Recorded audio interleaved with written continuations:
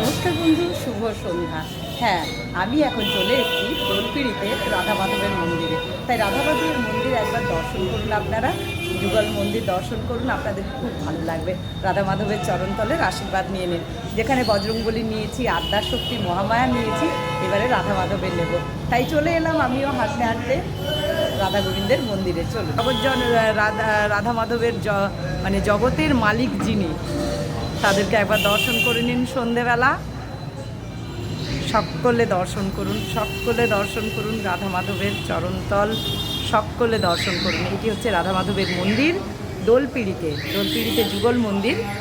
তাই আপনাদেরকে এবার থেকে প্রত্যেক দিন সন্ধেবেলা নিয়ে আসবো রাধা মাধবের মন্দিরে, যে এই রাধা মাধবের মন্দির দর্শন করুন সকলে।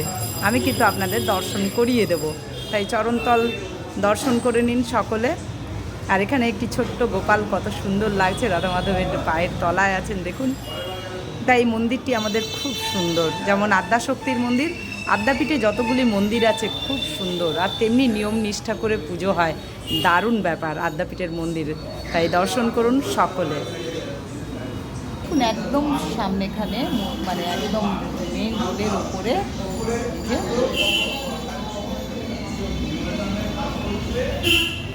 আরতি কিন্তু এখানেও 7টা হয়। মহামায়ার কাছেও যেমন হয় 7টায়, এখানেও কিন্তু 7টায় হয়। তাই দর্শন করুন সব।